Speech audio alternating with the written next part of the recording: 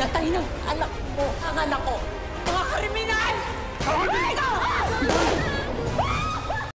Sinabihan ni Maxine si Moises na parang nakalimutan ni Rafael na hindi na nila kailangang magpanggap na mag-ama sila dahil alam na ng tatay niya, pero niyakap pa rin siya ni Rafael bago sila umalis na parang napapalapit na siya sa kanya.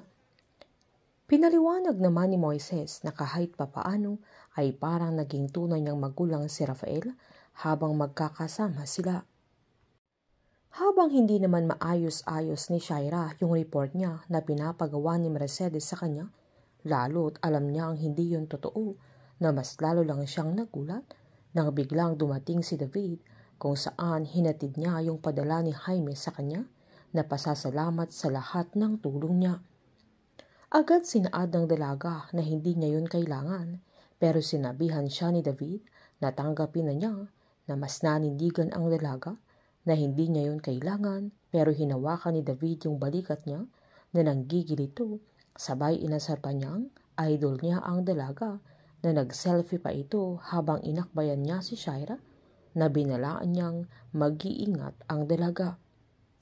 Nang makaalis si David ay binuksan ng dalaga yung maliit na box na iniwan nito at nagulat siya nang bala ng baril yung laman niya, kaya mas natakot siya, lalo't patunay yun na mamamatay tao sila Jaime.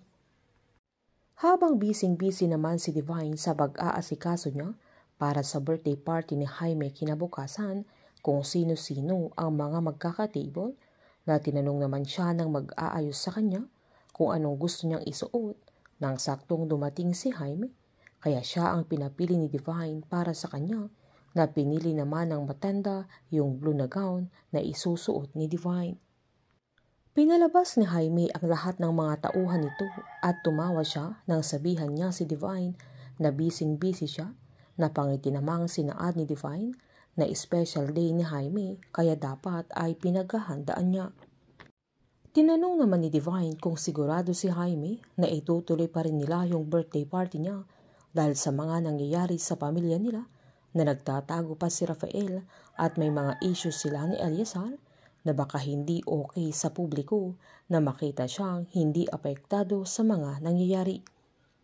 Sinabihan naman ni Jaime na kung ikakancel nila yung birthday party niya ay mas lalo siyang magmumukhang guilty, kaya wala siyang dapat ipag-alala dahil magiging matagumpay ang party niya. Habang kumakain naman sila Eliazar ay inabot ni Jelay yung invitation mula kay Jaime para sa birthday party niya, kaya sinaad niyang nananadya talaga ang kuya niya,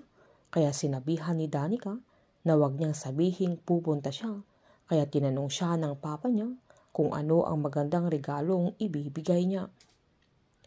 Habang sa pagre-report ni Shaira ay nilahad niyang tapos na ang investigasyon ng NLEA tungkol sa kalansay na nahukay sa site, na napag-alamang nagkarelasyon sila Rafael at Christine nang sakto namang nanonood sila Jaime at Divine.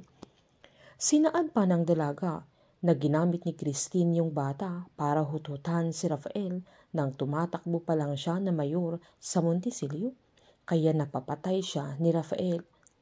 Giniit pa ni Shaira na nagkaanak din ang dalawa at si Moises Malonzo ang anak nila,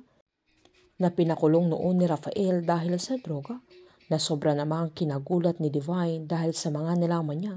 kaya agad niyang tinanong si Jaime kung alam niya ang tungkol sa report ni Shaira, na agad namang sinabi ng matanda na hindi niya alam at malamang si Mercedes ang may kagagawan, kaya sinaad ni Divine na bakit hindi man lang niya pinaalam sa kanila,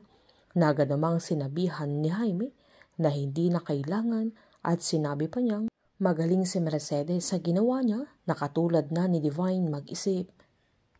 Nang tawagan naman ni Diego si Mercedes ay agad-agad silang pinuntahan sa parking area, na agad niyang tinanong kung may balita na.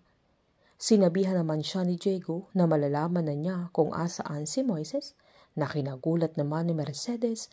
nang makita niya si Aling Nadia na lumabas sa sasakyan ni Diego, na imbes na matuwa ito ay magagalit pa. Habang tatapusin na ni Rafael ang kasamaan ni Jaime at uumpisahan niya sa pilapil kung saan pababagsakin niya ang mga negosyo ni Mayor Lorenzo, na mismong sinusuportahan ni Jaime at sisiguraduhin niyang babagsak na sila. Painit ng painit ang mga tagpo, sabay-sabay po nating subaybayan ang advance episode ng Pamilya Sagrado dito lamang po sa aking channel. Patuloy lamang po manood at mag-subscribe para ma-update po kayo sa mga susunod na episode. Marami pong salamat.